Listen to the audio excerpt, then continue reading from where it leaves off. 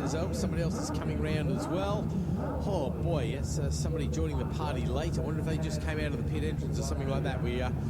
So a couple of people out of place, but looks like we're getting ready to go.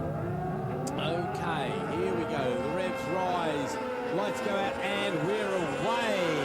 And it's that 91 machine off very sharp indeed. See the Carl Cox supported machine of Reeves behind him, but coming down the hill, Luke Williams heads out the front of Tim Reeves there. Now, is that Simon Gilbert up to third then? No, he wouldn't have made up that many blows. Simon's a bit further back. That's the other bright red machine. Oh, we've got somebody still on the grid. Looks like the back is just about got underway there, so I'm not sure what happened, but they couldn't quite get into gear, but nonetheless, they are underway as Tim Reeves makes his way in towards Great Hill Bend. He is just there in second place. Behind that's Luke Williams, in fact. So, of course, Luke Williams, and we've got a retirement already, number 13, who we saw getting underway quite slowly. That's the Aubrey Edwards machine. So they calling that as a retirement. The one that's going down the hill, is that them? No, they're down here at the end of the pit. Sorry, yes, they are down here and out off the track. You see him do the sharp U-turn. Anyway, let's worry about the race on the track there, because we've got a great race in the front with Williams and Jansen leading the way ahead of Reeves and Wills. We're talking about a 10th of a second here. So this is going to be something to watch, because both these guys know what they're doing. Spectacular riders. Certainly for the last two, but they're going to come up to a couple of back markers here, or a back mark there, unfortunately. But it's such an impressive job there already on the first opening lap there is Williams and Jansen. Of course, Luke Williams has only been doing this, 3 years or so? Of course, he has got experience on the four-wheel racing scene, but he's leading the way ahead of a 7-time world champion. Yeah, he's a four-wheel champion, of course, in Formula Ford around this particular circuit. So, watching them go across the top there up to Clearways, coming off of Clearways there, and down they come. And very, very wide indeed there for Williams. He almost brushes the gravel coming out now, almost is Reeves the gap, and he slams the door to his face. These two are going to run all the way down, aren't they? Here we come then into Paddock Hill Bend for the second time of asking. Down the hill we go. Now, who have we got behind them? It is Clark and Johnson. It's the colour of their machine that's fallen me, I think, Bradley. There's Dawson and Sims, Peach and Hope, Kirby and Astley. Got the Aubrey Edwards machine dropping down the field very rapidly they were down indeed. at the end of pit lane here. We've got a couple more back markers that are going to come into play here for the leading duo there. So it's number 91 leading the number 77.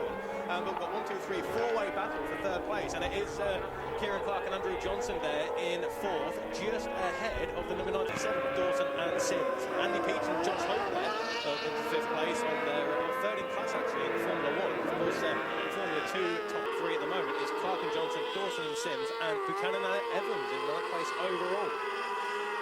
Clark and Johnson leading F2 outfit at the moment. We're waiting to get some more laps under our belts. We worry about the lap times. We've got to be sub 50 seconds though to claim a lap record in the open sidecars here. And of course that was set a few years ago. Watching them go across the top there, Tim Reeves just dropping back a little bit. You're right about those back markers though, mate. We've got some more coming up very rapidly indeed. In fact, I think the back markers are going to have back markers at this rate, which is an interesting closure of speed, to say the least. I have to say, I keep expecting a hand to pop up in the air there from that really slow machine. That is some, I appreciate everybody needs to get some practice, and getting practice in the sidecar is very hard indeed. Yeah, they've just about got through there, so they're going around the outside with a couple of back markers there as well. But it is still Luke Williams and Jansen's holding the race lead ahead of number 77 of Tim Reeves and Mark Woods as they come across the line once more to complete lap number 4. 51.3 the last time around for Williams and Jansen. Of course, I don't think we're quite close to the lap record yet, which of course is the open sidecars at 49 flat. So we're right to 2.3 seconds away from that at the moment. We're just watching that slow machine getting lapped quite a few times there. Fayers and Fox around the outside there at Paddock Hill. Where's James and Mark hanging around at the moment? They're in 8th place. But again, I do stress that I'm not 100% sure, because I know that Luke Williams is an international runner. And I know that Tim Reeves is obviously an international runner. Is he? So, yeah, funny about that. And so is Andy Peach, I think. Tom Kirby, no, I think Tom possibly. Tom Kirby's maybe a British runner. Yeah, so this is where it gets very confusing. And Sean Gilbert, he is a former British and European champion, but a multiple champion with us as well. So I think he might be eligible. See what that battle between the top two, 4/10 of a second separating the top two there, because Reeves turned up the wick a little bit there, but it was Williams who turned it up even harder and puts in the fastest lap of the race at 50.693. We're counting the laps down, just 4 to go now. So they come down the hill and through a Graham Hill bend we go. A little bit slidey there from the exit from Luke Williams. He was using all of the rumble strip and a little bit more there on the exit of Graham Hill bend, but they're onto the Cooper straight in towards Surtees and McLaren's now, and he's still just about holding the race lead. Tim Reeves has a sniff at the inside, but there's no room there. He'll try and take it wide, get the cut back and get the drivers to come onto the front straight once more. No, he's coming in, I think. I'm sure I saw Reeves coming into the pits there, mate. I'm not quite sure what's gone wrong, but yeah, all of a sudden I think as Tim's come in. Not sure what's happened there for Tim Reeves, but Luke Williams has crossed the line, the 51.2. And Reeves and Wilkes, well, I'm not sure if it's a machine issue, but last time around they set their personal best at the 50.7, and that was to try and keep up with the 50.693 of Williams and Janssens. But they're coming around Druids now and down towards Graham Hill bend. That will be a healthy lead of 16 seconds now over Clark and Johnson. Absolutely hot pace out there. And the other one, I'll tell you, I'm a little bit surprised you haven't mentioned here, and I say that because he's in a very uncharacteristic 10th place overall, and that's Labbott and Jeevens. And there we go. It's black and orange flag there. The old meatball flag. Please pull over straight away. Being shown to Owen and Barsley. Got a Sidecar off there. Yeah. Just after the dip between Paddock Hill Bend and Druids. Now, has that just gone through the gravel? Is that the rider and passenger out okay, I think? Could be a bumpy old ride for both. Got things about seeing there, but yeah.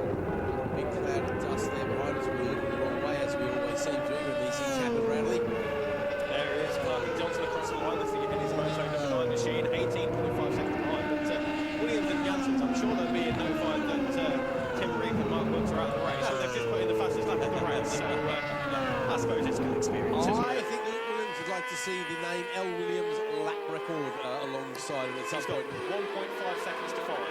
Yeah, it's a tough old lap record that Barry James and Jack Chittle set 7 years ago, 8 years ago now actually. And that was our August meeting as well, so it's obviously things are a little bit warmer at that time of the year. So F2 lap record, Sean Reeves and Mark Wilkes. That one's been standing for nearly 10 years now, Bradley. So that's another one that shows you just...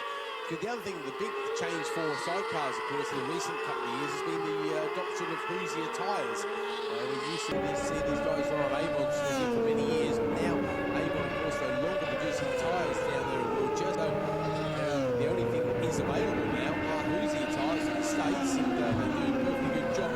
Completely different to use, apparently. So...